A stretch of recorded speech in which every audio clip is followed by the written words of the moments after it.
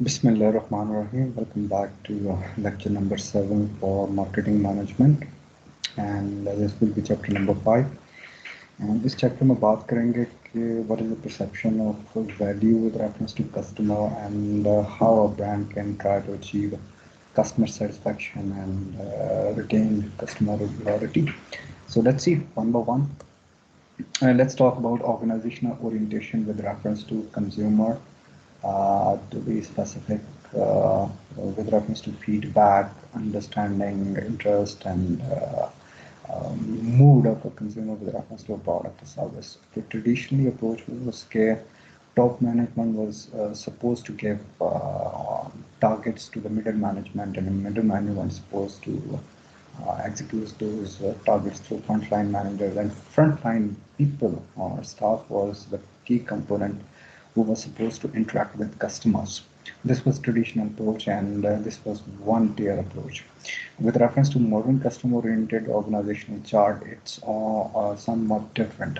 Now, customers interact with the frontline managers, and frontline managers interact with middle management, which ultimately result in the top management decisions.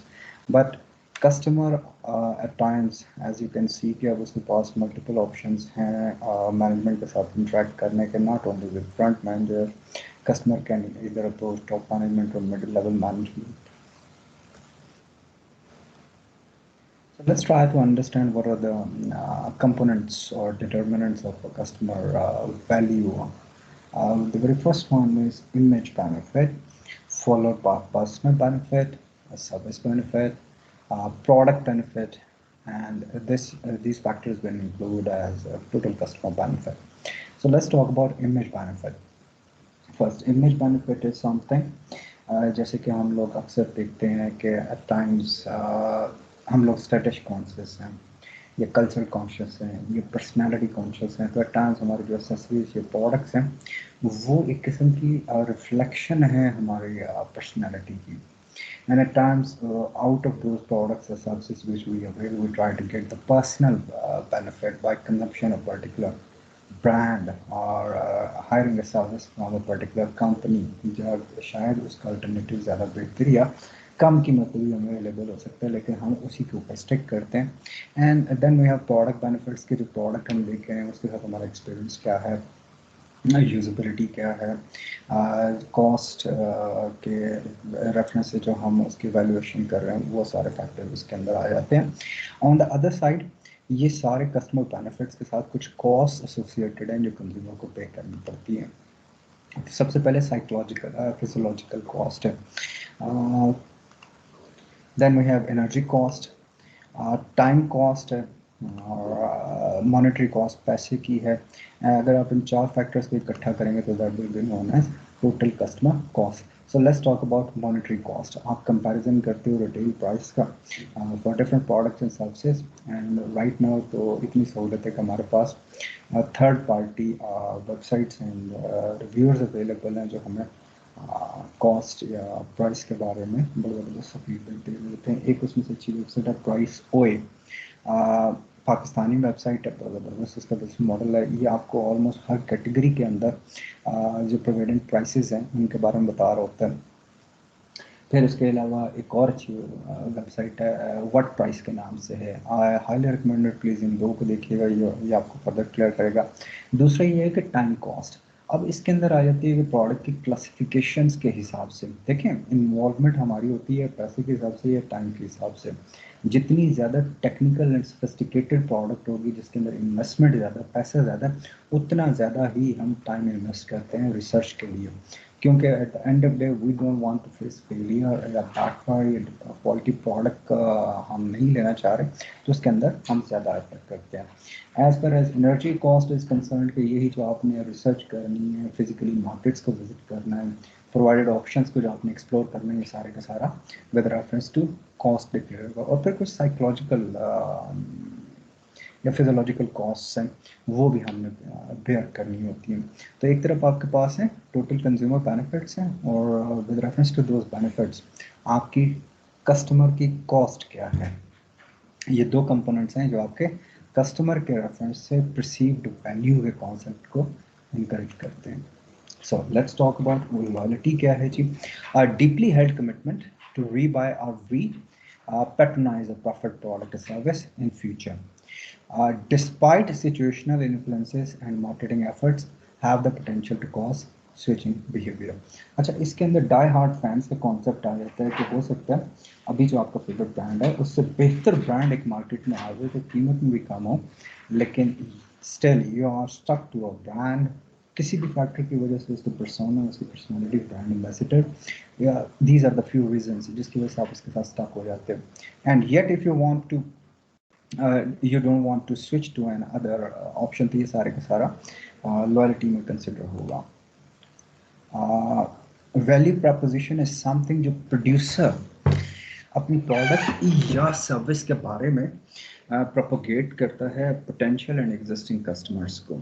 Likewise अगर mobiles की बात करें तो इस वक्त iPhone 11 max pro जो है वो अराउंड 2-2.5 लाख रुपए का है। तो जो एक कंप्लीट पैकेज है आईफोन का वो that is more related towards aesthetics of the product as compare to the functionality. तो एस्थेटिक्स वाइज यस उनके अपील है। फिर दूसरे उनके जो है they target the niche market. तो ये दो बेनिफिट्स हैं जो वो डिलीवर या प्रॉमिस कर रहे हैं कि वो will provide as mobile phone manufacturer to their consumers.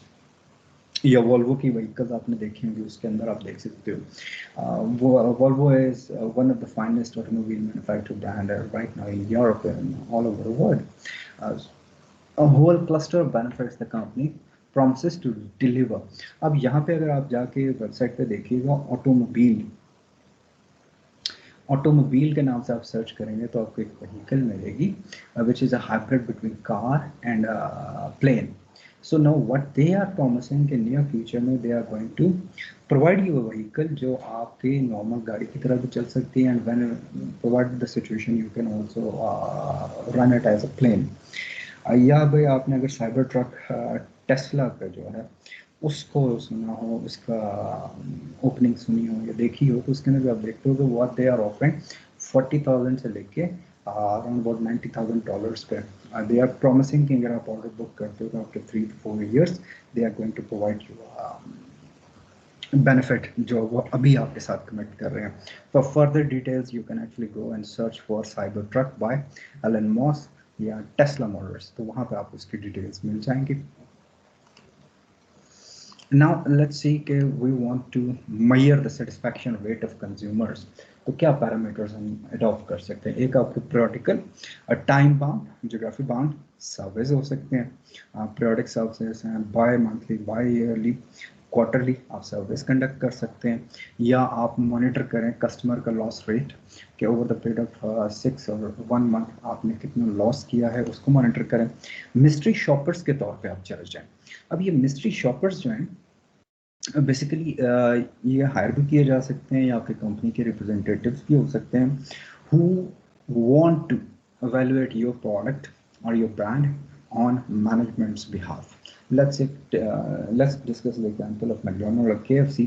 तो यहाँ पे जो लोग आ सकते हैं they can present as a customer, वहाँ पे सारे services को avail करके just like a normal customer they will interact with the staff and after the conclusion of services they will observe and highlight and provide their feedback with reference to that service को उसको कैसे हम further improve कर सकते हैं, enhance कर सकते हैं।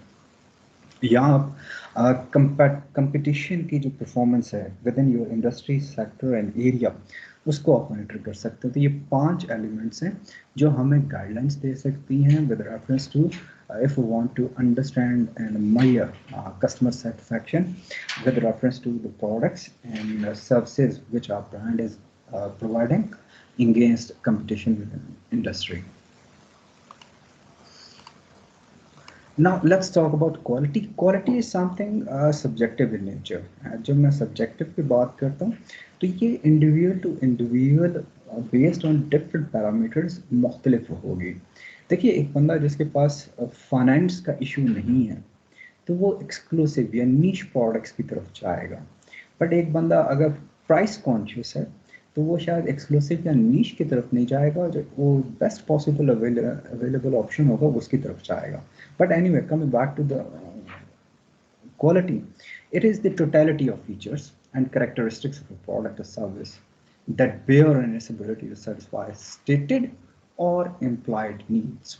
अब जब वो कहते हैं कि टोटलिटी ऑफ फीचर्स, तो आपने देखा होगा आपके सामने मुख्तलिफ प्रोडक्ट्स हैं, पानी की बोतल हो सकती है ब्रांडेड, लैपटॉप्स आपके पास ब्रांडेड है, even the mobile phone you have, this is also complete totality of features, कि जो मैन्युफैक्चरर है उसने आपको कुछ बेनिफिट्स कमिट करने का प्रॉमिस किया, तो उसके करेक्टरिस्टिक्स हैं, फिजिकल अपीयरेंस है, एस्थेटिक्स हैं, जिसके अंदर कलर आ जाता है, शेप आ जाता है, डायमेंशंस आ जाती हैं, तो ये मुख्तलिफ फीचर्स हैं जो एक प्रोड्यूसर कमिट करता है।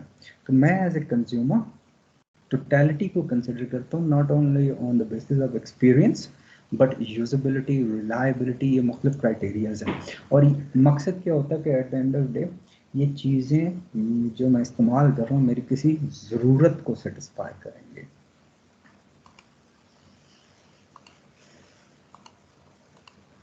Okay, now let's talk about customer life time value.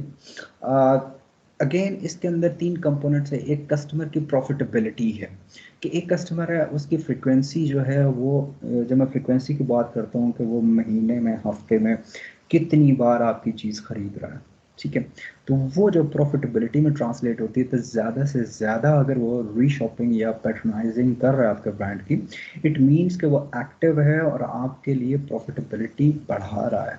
तो अगेन लेकिन ये एक आइडियल सिचुएशन है कि एक बार अगर बंदे ने चीज़ खरीदी, अगली बार वो डबल क्वांटिटी में ऑर्डर कर दे एंड ये सीक्वेंस ऊपर जाता रहे। हाइपोथेटिकली तो शायद ये बहुत अचीवेबल हो, लेकिन in reality it can backfire as well. एक बंदा है जिसने स्टार्ट में शायद 10 यूनिट्स का ऑर्डर किया, वो फ्रिक्वेंसी या क्वांटिटी डिक्रीज करता गया, तो उस सूरत में उसकी जो प्रॉफिटेबिलिटी ओवर लाइफ टाइम है वो हमें देखनी है, क्या वो इंक्रीज हो रही है या डिक्रीज हो रही है।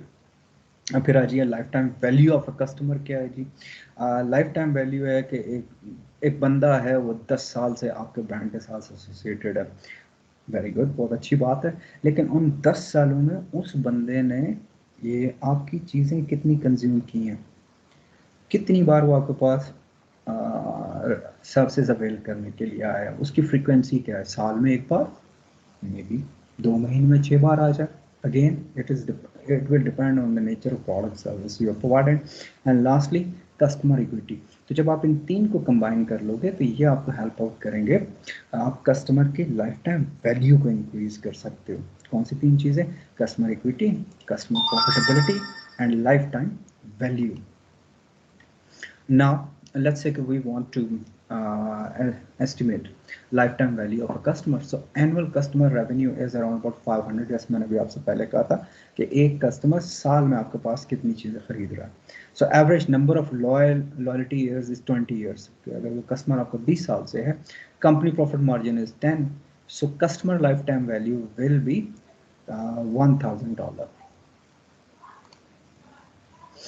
रिलेशनशिप मैनेजमेंट या सीआरएम की बात करें तो इसका सिर्फ एक मकसद है कि आपके जो कंज्यूमर्स एग्जिस्टिंग हैं एंड पोटेंशियल हैं उनको इंगेज रखना, उनको रिटेन रखना और उनके रिपीट परचेजिंग के लिए इंकरेज करना। So this is an ideal touch point for data mining. ये आपको यहाँ से डाटा बड़ा ज़बरदस्त मिल सकता है for to conduct your marketing research.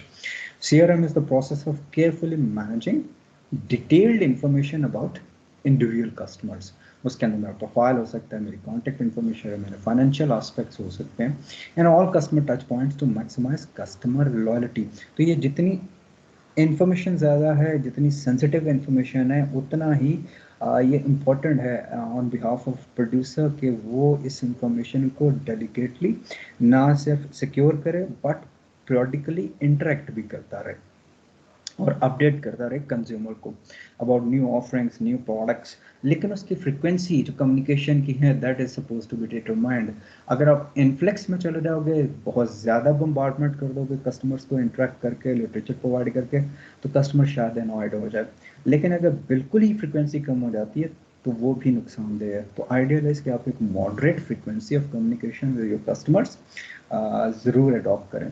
Again this will depend on the classification of customer you are dealing with, कि अगर B2B है तो वहाँ पे ऑफ कोर्स कम्युनिकेशन की नेचर एंड फ्रिक्वेंसी ज़्यादा होगी as compare to the one. अगर आप B2C कैटेगरी में डील कर रहे हैं तो वहाँ पे निस्बतन फ्रिक्वेंसी कम होगी।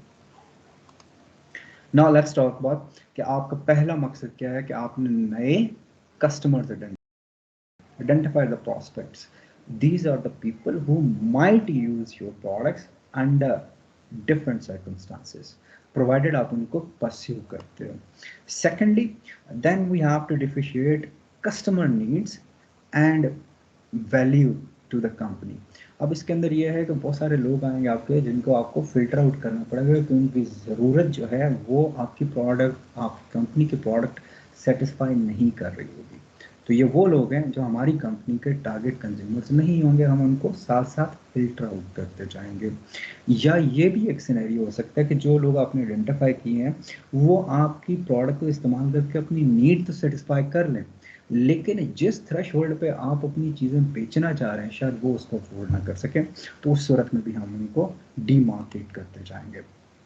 Then after identification of the potential customers, जिनकी ज़रूरतें हमारी प्रोडक्ट इस्तेमाल करके पूरी हो सकती हैं और जो हमारी वैल्यू प्रपोजिशन को भी इंश्योर कर सकते हैं, हम उनके साथ इंटरेक्ट करेंगे. इंटरेक्ट की पहला मकसद to provide them the knowledge about your product, the brand you are respecting, उसके बारे में इंटरेक्ट करना, उसके बारे में इंफॉर्मेशन देना, उसके डिफरेंट चैनल्स, डिफरेंट मीडियम्स हो सकते हैं. And lastly customised for each customer. अब यहाँ पे आ जाइए कि आपकी जो रिलेशनशिप्स हैं ये जेनेरिक नहीं होने चाहिए in nature. It should be customised with reference to each and every customer. वो इंडिविजुअल कस्टमाइजेशन मांगता है. अच्छा, सबसे पहले जो आप एक काम कर सकते हैं रिलेशनशिप मैनेजमेंट में, डिफेक्शन कि मिस इन्फॉर्मेशन के जो रेट है या मिस कम्युनिकेशन या मिस इंटरप्रिटेशन का जो रेट है with reference to relationship with consumers, इसके डिफेक्शन रेट कम से कम होना चाहिए. और इधर you can try to increase the longevity of that relationship with your customer, and at the result you have to share enhance the share of wealth. And last but not the least, either you can terminate low profit customers. यहाँ पे आप जानबूझ के D marketing की कोशिश करते हैं ताकि आपके जो कंज्यूमर्स हैं वो लोग जो सिर्फ आपकी कंपनी के साथ एसोसिएटेड तो ज़रूर है लेकिन उनको मेंटेन करने की कॉस्ट बेयर कर रही है कंपनी, तो उस सूरत में आप उसको ख़त्म करने की कोशिश करते हैं. And focus more on high profit customers. अच्छा, जो एग्जिस्टिंग कस्टमर्स हैं उनको क्यों रिटेन रखना ज़रूरी है, उसकी जस्टिफिकेशन के लिए कि नए कस्टमर्स को हायर करने के लिए आपको 5 टाइम्स ज़्यादा कॉस्ट लगती है. कि एक एग्जिस्टिंग बंदा उसके साथ रिलेशनशिप मेंटेन रखना is 5 times cheaper as compared to acquiring a new customer. The average customer lost 10% of its customers each year. A 5% reduction to the customer defection rate can increase profit by 25 to 85%. And lastly, the customer profit rate increase over the life of a retained customer. So these are the justification कि आपको ठीक है potential customers को भी ज़रूर approach करना चाहिए, but at the same time जो आपके existing customers हैं उनको आपको retain भी करना चाहिए. डेवलपमेंट प्रोसेस क्या है जी, लेट्स टॉक अबाउट इट. कि आप पहले मैंने आपसे अर्ज किया कि you have to identify the potentials, आप उनको सस्पेक्ट्स कह रहे हैं. उन सस्पेक्ट 150 में से आपको 2 या 3 10 15 ऐसे लोग मिलेंगे जिनके प्रोस्पेक्ट्स के शायद जिनके बारे में आप यू आर नॉट श्योर कि ट्रांसलेट होंगे या नहीं है, लेकिन खान चेक अगर हम इनको परस्यू करेंगे तो might be they will get the product. तो वो 10-15 जो लोग आपको प्रोस्पेक्ट लगे उनमें से आप 5-10 का पता लगा कि they are not going to purchase your products, आप उनको डिस्क्वालीफाई कर दें. बाकी जो रिमेनिंग 15 है, अब आप उनको परस्यू कर रहे हैं और उन 15 में से 10 लोग अगर आपके प्रोडक्ट पहली बार इस्तेमाल करते हैं तो आपने उसको ट्रांसलेट करना है कि वो आपको रिपीट कस्टमर्स बने और फिर वो क्लाइंट्स में कन्वर्ट होंगे. आप उनको इनकरेज कर सकते हैं कि एक्सक्लूसिव मेंबरशिप्स ले लें जिसके बेनिफिट्स होंगे, स्पेशल प्रिविलेजेस प्रोवाइड की जाएंगी, डिस्काउंट्स वगैरह मिलेंगे. मेंबरशिप के बाद आप उनको पार्टनर्स में ट्रांसलेट कर लेते हो. और coming back to the first point कि अगर एक कस्टमर है जिसने आपकी चीज़ सिर्फ एक बार खरीदी है तो that is going to be your ex customers. Okay, now let's talk about database कौन कौन से हैं जी. एक कस्टमर डेटाबेस है जहाँ पे आपके B2B B2C कस्टमर्स की सारी डिटेल्स वहाँ पे होगा. फिर आपका बिजनेस डेटाबेस है या बिजनेस डायरेक्टरीज हैं, येलो पेजेस हैं, ये सारे के सारे वहाँ पे आ सकता है. डेटाबेस की मार्केटिंग हो सकती है। देखिए जितने सोशल मार्केटिंग के प्लेटफॉर्म्स हैं, हम तो ये सबसे ज़्यादा यूज़र फ्री ऑफ कॉस्ट इस्तेमाल कर रहे हैं, लेकिन इनका जो बिज़नेस मॉडल है वो तो हमारे डाटा की बेस पे marketing and advertisement services provide करते हैं। वहाँ से वो डेटाबेस मार्केटिंग आ सकती है, मेलिंग लिस्ट आपकी आ सकती है, और डाटा वेयर हाउस हो सकते हैं, और डाटा माइनिंग। सो ये मुख्तलिफ हैं अप्रोचेज़, इनको मैं फर्दर डिस्कस करूँगा इंशाल्लाह इंटरेक्टिव सेशन में। अब आ जाइए डेटाबेस को यूज़ करना। आप इस्तेमाल कर सकते हैं डिफरेंट प्रॉस्पेक्ट्स को ढूंढने के लिए, या स्पेसिफिक टारगेट करने के लिए ऑनलाइन, और maybe to interact and try to enhance the loyalty of your existing customers to your brand, और रीएक्टिवेट कस्टमर्स, जो पैसिव कस्टमर्स ट्रांसलेट हो गए थे, आप दोबारा से उनको एक्टिवेट करना चाह रहे हैं। And last but not the least, there are certain mistakes which I want to identify and remove or eliminate those mistakes के दोबारा वो repeat ना हो, उसके लिए मैं database की help ले सकता हूँ। This concludes your lecture, today's lecture. इंशाल्लाह आप लोगों से मुलाकात होगी इंटरेक्टिव सेशन में। Till then, Allah Hafiz.